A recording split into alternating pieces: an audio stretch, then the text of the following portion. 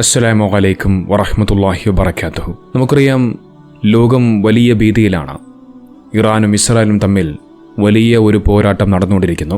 പരസ്പരം വിട്ടുവീഴ്ചയില്ലാതെ ഇറാനും ഇസ്രായേലും പരസ്പരം യുദ്ധം ചെയ്യുകയാണ്. ഇത്തരത്തിൽ ഭീതിജനകമായ ഒരു സാഹചര്യത്തിലൂടെ ലോകം കടന്നു പോകുമ്പോൾ കേരളത്തിലെ ഒരു മുസ്ലിം പണ്ഡിതനായ റഹ്മത്തുള്ള കാസിമി അദ്ദേഹത്തിൻ്റെ ഒരു പ്രഭാഷണത്തിൻ്റെ ചില ഭാഗങ്ങൾ സമൂഹമാധ്യമങ്ങളിൽ വൈറലായി മാറുകയാണ്. വർഷങ്ങൾക്ക് മുമ്പ് ഇറാനിൽ ഒരു യുദ്ധം പൊട്ടിപ്പുറപ്പെടുമെന്നും അതിൽ ഇറാൻ തകരുമെന്നും അദ്ദേഹം പറഞ്ഞു വെക്കുന്നുണ്ട്. അതിൽ ചില ഭാഗങ്ങൾ നമുക്കൊന്ന് കേൾക്കാം. ഇറാനിൽ യുദ്ധം പൊട്ടിയാലടാ കഞ്ഞുകുടി മുടങ്ങും. ബ്രോസ്റ്റല്ല, കഞ്ഞു കുടിച്ചൂല. മിഡിൽ ഈസ്റ്റിലെ എല്ലാ പ്രയാസവും അതിന്റെ പറയാൻ കഴിയില്ല. ഇറാനിൽ യുദ്ധം പൊട്ടൂലൻ, പൊട്ടിയിരിക്കും. എന്ന് നിനക്കറിയില്ല. യുദ്ധം ഉണ്ടാവും. ആ യുദ്ധത്തിൽ ഇറാൻ തകരും. ആരെ പറഞ്ഞു? ഞാനാ പറഞ്ഞു. നിങ്ങളോട് ആരെ പറഞ്ഞു? എന്നോട് മുത്തുനബി പറഞ്ഞു. മുത്ത് മുഹമ്മദ് മുസ്തഫ. ഇന്നോടത് മുത്തുനബി പറഞ്ഞു. മുത്ത് മുഹമ്മദ് മുസ്തഫ. ഇറാനുമായി യുദ്ധം നടക്കും. അത് ഭയങ്കര യുദ്ധമായിരിക്കും. ആ യുദ്ധത്തിന്റെ അവസാനം ഇറാൻ തകരും. പക്ഷെ ഇറാൻ മാത്രമല്ല തകരുക, മിഡിൽ ഈസ്റ്റിലെ അനവധി രാജ്യങ്ങൾ തകരും. ആര് പറഞ്ഞു? മുഹമ്മദ് മുസ്തഫ. അള്ളാഹു നമ്മളെ കാത്തുരക്ഷിക്കട്ടെ. നിങ്ങളെ സഹായിക്കാം എന്ന് പറഞ്ഞ് ഒരു കൂട്ടർ ഇറാനെതിരെ യുദ്ധത്തിന് വരും.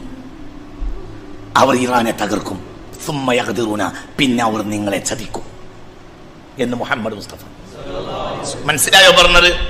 അവർ ഇറാനെ മാത്രമല്ല തകർക്കുക, അവർ കാരണം അറബ് ലോകം മുഴുവനും തകർന്നു. നോക്കിത് വർഷങ്ങൾക്ക് മുമ്പ് അദ്ദേഹം നടത്തിയൊരു പ്രഭാഷണമാണ്. അതിലാണ് ഇറാൻ തകരും, ഇറാനോടൊപ്പം മറ്റു പല മിഡിൽ ഈസ്റ്റ് രാജ്യങ്ങളും തകരുമെന്നും അദ്ദേഹം പറഞ്ഞു വെക്കുന്നത്. 14 സംവത്സരങ്ങൾക്ക് മുമ്പ് അള്ളാഹുവിൻ്റെ റസൂൽ കരീം സല്ലല്ലാഹു അലൈഹി വസല്ലമ തങ്ങൾ ഈ ലോകത്തോട് എന്താണോ പറഞ്ഞു വെച്ചത് അതാണ് ഇദ്ദേഹം പറഞ്ഞു വെക്കുന്നത്. അല്ലാതെ വർഷങ്ങൾക്ക് മുമ്പ് ഇറാനിൽ യുദ്ധം നടക്കും, ഇറാനിൽ യുദ്ധം പൊട്ടിപ്പുറപ്പെടുമെന്ന് നേരത്തെ പ്രവചിക്കാൻ ഇദ്ദേഹത്തിന് വലിയ കറാമത്വമൊന്നുമില്ല. എന്നാൽ നേരെ മറിച്ച് 14 സംവത്സരങ്ങൾക്ക് മുമ്പ് അള്ളാഹുവിൻ്റെ റസൂൽ കരീം സല്ലല്ലാഹു അലൈഹി വസല്ലമ തങ്ങൾ ലോകത്തോട് പറഞ്ഞു വെച്ച കാര്യങ്ങളാണ് റഹ്മത്തുള്ള കാസിമി ഉസ്താദും പറഞ്ഞു വെക്കുന്നത്. നമുക്കറിയാം, ലോകാവസാനവുമായി ബന്ധപ്പെട്ടുകൊണ്ട് ഒരുപാട് പ്രവചനങ്ങൾ അള്ളാഹുവിൻ്റെ ഹബീബ് ലോകത്തോട് നടത്തിയിട്ടുണ്ട്. ചെറുതും വലുതുമായ ഒട്ടനവധി പ്രവചനങ്ങൾ.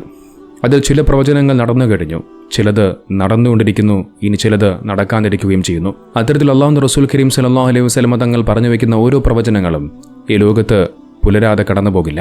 ലോകാവസാനത്തിന് മുമ്പായി ഇറാനിൽ യുദ്ധം നടക്കുമെന്നും അതിൽ ഇറാൻ തകരുമെന്നും മാത്രവുമല്ല ഇറാനോടൊപ്പം മിഡിൽ ഈസ്റ്റിലെ മറ്റു പല അറബ് രാഷ്ട്രങ്ങളും തകരുമെന്നും നബിതങ്ങൾ പറഞ്ഞു വയ്ക്കുകയാണ്. എന്തിനേറെ, ലോക മുസ്ലിമീങ്ങൾ പരിഭാവനമായി കാണുന്ന പരിശുദ്ധ കഅബ പോലും പൊളിക്കപ്പെടുമെന്നും അള്ളാഹുവിൻ്റെ റസൂൽ കരീം സല്ലല്ലാഹു അലൈഹി വസല്ലമ തങ്ങൾ പറഞ്ഞു വയ്ക്കുകയാണ്. അത്തരമൊരു സാഹചര്യത്തിലാണ് ലോക മുസ്ലിമീങ്ങൾ ഒരു നേതാവിനെ ഇങ്ങനെ കാത്തിരിക്കുന്ന സമയത്താണ് ഇമാം മഹദി എന്ന് പറയുന്ന യുഗപുരുഷൻ കടന്നു വരുന്നത്. ലോകം മുഴുവനും ഇമാം മഹദിയെ കാത്തിരിക്കുകയാണ്. മുസ്ലിം ലോകത്തെ രക്ഷിക്കാൻ, മുസ്ലിം ലോകത്തിന് നേതാവായിക്കൊണ്ട് ഇമാം മഹദിയുടെ ആഗമനത്തിനായി ലോക മുസ്ലിമീങ്ങൾ കാത്തിരിക്കുന്നു. അതിനെക്കുറിച്ച് അദ്ദേഹം പറഞ്ഞു വെക്കുന്നുണ്ട്. നമുക്കൊന്ന് കേൾക്കാം.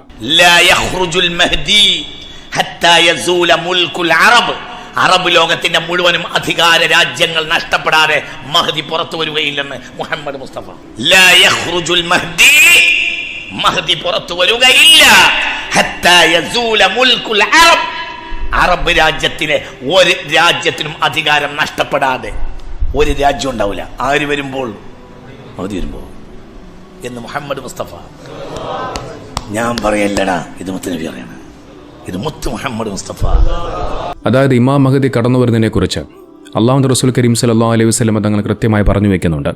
ഏതു സാഹചര്യത്തിലാണ്, ഏതു സമയത്താണ് കടന്നു വരുന്നത് എന്നതിനെക്കുറിച്ചും വ്യക്തമായിക്കൊണ്ട് നബിതങ്ങൾ പറഞ്ഞു പഠിപ്പിക്കുന്നുണ്ട്. അതിലൊരു അടയാളമാണ് അറബ് രാഷ്ട്രങ്ങൾ മുഴുവനായും തകർന്ന സമയത്ത് നേരത്തെ സൂചിപ്പിച്ചതുപോലെ തങ്ങൾക്കൊരു നേതാവില്ലാത്തൊരു സാഹചര്യത്തിൽ മുസ്ലിം ലോകത്തെ രക്ഷിക്കാൻ വേണ്ടി ഇമാം മഹദി കടന്നു വരും. അതുതന്നെയാണ് റഹ്മത്തുള്ള കാസിമി ഉസ്താദും പറഞ്ഞു വെക്കുന്നത്. ഇനി ഇദ്ദേഹം ഇമാം മഹദിയെക്കുറിച്ച് പറയുന്ന മറ്റു ചില കാര്യങ്ങൾ കൂടിയുണ്ട്, അതുകൂടി കേൾക്കാം. മഹദി എന്ന് വരുമെന്നുള്ള ബേജാറിലാണ്. മഹദി വരണമെങ്കിൽ നിന്റെ അധികാരത്തമ്പുരാക്കന്മാർ തകരണം, അല്ലാതെ മഹദി വരൂ. എല്ലാവർക്കും ഇതൊക്കെ നിലനിർത്തിക്കൊണ്ട് മഹദി വരണം, നടക്കൂല. ഈ അധികാര ബിംബങ്ങളൊക്കെ നിലനിർത്തി തന്നെയും മഹദി വരണം. നമ്മൾക്ക് മഹത്തായ സൗദി സർക്കാർ നിലനിന്നുകൊണ്ട് മഹദി വരണം, നടക്കൂല. ലാ യഖ്റുജുൽ മഹ്ദിയു ഹത്താ യസൂല മുൽകുൽ അറബ് എന്ന് മുസ്തഫ നബി പറഞ്ഞിട്ടുണ്ട്. അറബ് രാജാക്കന്മാരുടെ രാജാധികാരങ്ങൾ തകർന്ന് തരിപ്പണമാകാതെ ഒരിക്കലും മഹദി പുറത്തു വരികയില്ല പുണ്യ റസൂൽ പറഞ്ഞിട്ടുണ്ട്. മനസ്സിലായില്ല? ലാ യഖ്റുജുൽ മഹ്ദിയു ഹത്താ യസൂല മുൽകുൽ അറബ്. അറബ് രാജാധികാരങ്ങൾ തകർന്ന് തരിപ്പണമാകാതെ മഹദി പുറത്തു വരികയില്ല. നിങ്ങളിപ്പോൾ വിചാരിക്കുന്നത് ഇറാൻ തകർക്കപ്പെടുന്നല്ല, ഒരിക്കലുമല്ല. ഇറാൻ തകരും, പക്ഷേ ഇറാൻ തകർന്നാൽ ബാക്കിയുള്ളതൊക്കെ തകരും. അറബ് രാജാവ് ഈ ഇപ്പോൾ തുടങ്ങിയ യുദ്ധം ഇത് നിലനിൽക്കാതിരിക്കട്ടെ എന്ന് പ്രാർത്ഥിച്ചോളി. നിലനിന്നാൽ അറബ് ലോകം മുഴുവനും തകരാതെ ഈ പ്രശ്നം അവസാനിക്കൂല. ആ അരക്ഷിതാവസ്ഥയിലെ മഹദി വരും. അത് എത്ര വർഷം കൊണ്ട് നടക്കണം എന്ന് എനിക്കറിയില്ല. എന്നിട്ട് രക്ഷകനില്ലാതെ അറബ് ലോകം ഉഴലണം. ഒരു നേരത്തെ അന്നത്തിന് അറബ് ലോകം കെഞ്ചണം. അതെ, അറബ് ലോകം മുഴുവനും തകരുകയും ഒരു രക്ഷകനില്ലാതെ, ഒരു നേതാവില്ലാതെ, അങ്ങനൊരു സാഹചര്യത്തിലാണ് ഇമാം മഹദി കടന്നു വരിക. ഭക്ഷണമില്ലാതെ, വെള്ളമില്ലാതെ വല്ലാത്തൊരു സാഹചര്യത്തിൽ, ആ സാഹചര്യത്തിലായിരിക്കും ഇമാം മഹദിയുടെ ആഗമനം. നോക്കി, ഇമാം മഹദി ആരാണെന്നും ഇമാം മഹദിയുടെ കുടുംബ പരമ്പര ഏതാണെന്നും ഇമാം മഹദിയുടെ രൂപസാദൃശ്യം എന്താണെന്നും നെറ്റിത്തടം, മൂക്കും, അങ്ങനെ എല്ലാ വിധത്തിലുമുള്ള കൃത്യമായ രൂപരേഖകൾ ലോകത്തിന് നബിതങ്ങൾ കാണിച്ചു തന്നിട്ടുണ്ട്. നോക്കൂ, അല്ലാഹുവിന്റെ റസൂൽ കരീം സല്ലല്ലാഹു അലൈഹി വസല്ലമ തങ്ങൾ ഇമാം മഹദിയെക്കുറിച്ച് പറഞ്ഞു വെച്ച കാര്യങ്ങൾ ഇങ്ങനെയാണ്. ഇമാം മഹദി വരുന്നതോടുകൂടിയാണ് വലിയ അടയാളങ്ങളുടെ തുടക്കം കുറിക്കുന്നത്. ഒരിക്കൽ നബി സല്ലല്ലാഹു അലൈഹി വസല്ലമ തങ്ങൾ തന്റെ സ്വഹാബാക്കളോട് പറഞ്ഞു, അള്ളാഹു ഉദ്ദേശിക്കുമ്പോൾ ഇവിടെയുള്ള സ്വേച്ഛാധിപതികളുടെ രാജവാഴ്ച അവസാനിക്കും. എന്നിട്ട് ഒരു നിമിഷം നബിതങ്ങൾ മൗനത്തിലിരുന്നു. ഇനി ഒരു വരവേ ഉള്ളൂ, അത് ഇമാം മഹദിയുടെ വരവാണ്. ഷാമിന് മേൽ ഉപരോധമുണ്ടാകും. കുടിവെള്ളത്തിന് വേണ്ടി മനുഷ്യർ ബുദ്ധിമുട്ടുന്ന ഒരു കാലത്താണ് ഇമാം മഹദി വരുന്നത്.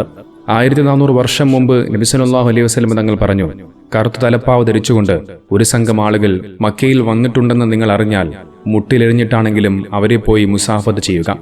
കാരണം ആ കൂട്ടത്തിൽ ഇമാം മഹദി ഉണ്ടെന്ന് പ്രവാചകർ മുഹമ്മദ് നബി സല്ലല്ലാഹു അലൈഹി വസല്ലം തങ്ങൾ പറയുന്നുണ്ട്.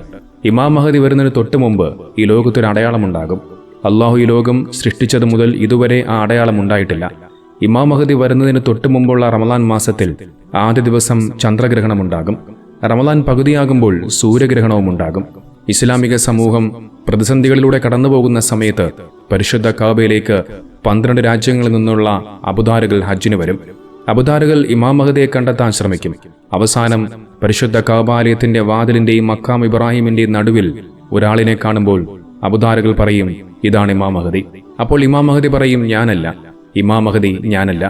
1400 വർഷം മുമ്പ് നബി സല്ലല്ലാഹു അലൈഹി വസല്ലം തങ്ങൾ പറയുന്നുണ്ട്, ഇമാം മഹദിയെ കാണാൻ ഇരുനിറമാണ് എന്ന്. സുറുമയിട്ട പോലുള്ള കണ്ണുകളുള്ള, തിളങ്ങുന്ന പല്ലുകളുള്ള, വലുപ്പത്തിൽ നീണ്ട പുരുകങ്ങളുള്ള, വിശാലമായ നെറ്റിത്തടമുള്ള, 40-നടുത്ത് പ്രായം തോന്നിക്കുന്ന ഒരു സാധാരണ മനുഷ്യനെ അബുദാറുകൾ കണ്ടെത്തുമെന്ന് നബിതങ്ങൾ പറഞ്ഞു വെക്കുന്നുണ്ട്. മഹദിയുടെ പേര് മുഹമ്മദ് എന്നാണെന്നും ബാപ്പയുടെ പേര് അബ്ദുള്ള എന്നും നബിതങ്ങൾ പഠിപ്പിച്ചിട്ടുണ്ട്.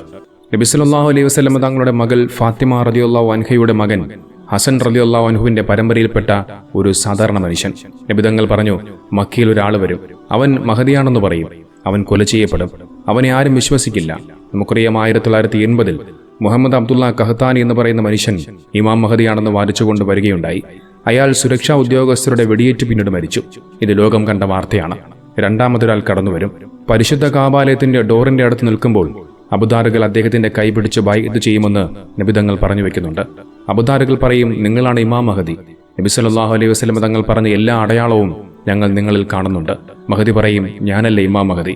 അപ്പോൾ അബുദാറുകൾ പറയും, അല്ലാഹുവിന്റെ റസൂൽ നിങ്ങളെ ഏൽപ്പിച്ച ദൗത്യമാണ്, നിങ്ങൾ ഏറ്റെടുത്തില്ലെങ്കിൽ ഇസ്ലാമിക സമൂഹത്തിന് നേതൃത്വം നൽകാൻ ഇനി ആരാണ് ബാക്കിയുള്ളതെന്ന് ചോദിക്കുമ്പോൾ ഇമാം മഹദി പരിശുദ്ധ കാബാലയത്തിന്റെ വാതിലിൽ ഒരു കൈ പിടിച്ചിട്ട് വലത്തേക്ക് അവരുടെ മുന്നിലേക്ക് നീട്ടും. അപ്പോൾ അബുദാറുകൾ മഹദി ഇമാമിന്റെ കൈ പിടിച്ച് ബൈഅത്ത് ചെയ്യും. ആദ്യം ബൈഅത്ത് ചെയ്യുന്നത് ഒരു അറബി വംശജനാണ്, രണ്ടാമതായി ചെയ്യുന്നത് ഇറാനി വംശജനാണ്, മൂന്നാമതായിട്ട് തുർക്കി വംശജനുമായിരിക്കും. പിന്നീട് ലോകത്തിന്റെ ഭരണം ഇമാം മഹദി ഏറ്റെടുക്കുകയാണ്. കുടിവെള്ളത്തിന് ബുദ്ധിമുട്ടിയ ഇവിടെ വലിയ മഴയുണ്ടാകും, ദാരിദ്ര്യമുണ്ടാകില്ല. അങ്ങനെ ഇമാം മഹദി ലോക മുസ്ലിമീങ്ങളുടെ നായകനായി ഭരണം നടത്തിക്കൊണ്ടിരിക്കുമ്പോൾ അദ്ദേഹത്തെ വധിക്കാനായി 96,000 പേർ 8 ഭാഗമായിട്ട് വരും. 8 പേർ കൊടി പിടിക്കും. ഓരോ കൊടിയുടെ കീഴിലും 12,000 പേരായിരിക്കും. അബുദാറുകളും മുസ്ലിമീങ്ങളും മഹദി ഇമാമും അവരോട് പോരാടും. 4 ദിവസം നീളുന്ന യുദ്ധത്തിൽ ഇമാം മഹദി ജൂതന്മാരെ തകർക്കുമെന്ന് ലോകത്തിന്റെ നായകൻ അള്ളാഹുവിന്റെ ഹബീബ് മുഹമ്മദ് മുസ്തഫ മുത്തുനബി സല്ലല്ലാഹു അലൈഹി വസല്ലം തങ്ങൾ പറഞ്ഞു വെക്കുന്നുണ്ട്. നോക്കൂ, എത്ര കൃത്യമായിട്ടാണ് അള്ളാഹുവിന്റെ റസൂൽ കരീം സല്ലല്ലാഹു അലൈഹി വസല്ലം തങ്ങൾ ഇതിനെക്കുറിച്ചെല്ലാം വ്യക്തമായി നമ്മോട് പഠിപ്പിച്ചത്. അള്ളാഹുവിന്റെ ഹബീബിനല്ലാതെ മറ്റാർക്കാണ് ഇത്തരത്തിൽ മനോഹരമായ ഓരോ കാര്യങ്ങളും മുൻകൂട്ടി പ്രവചിക്കാൻ കഴിയുക? അതെ, മുസ്ലിം ലോകം മുഴുവനും ഇമാം മഹദിയുടെ ആഗമനത്തിനായി കാത്തിരിക്കുകയാണ്. പക്ഷേ അത് ഈ അടുത്ത കാലത്തൊന്നും ഉണ്ടാകില്ല എന്നുള്ളത് തന്നെയാണ് നമുക്കിതിലൂടെ മനസ്സിലാക്കാൻ സാധിക്കുന്നത്. അല്ലാഹു സുബ്ഹാനഹു വ തആല നമ്മെല്ലാവരെയും കാത്തുരക്ഷിക്കുമാറാകട്ടെ.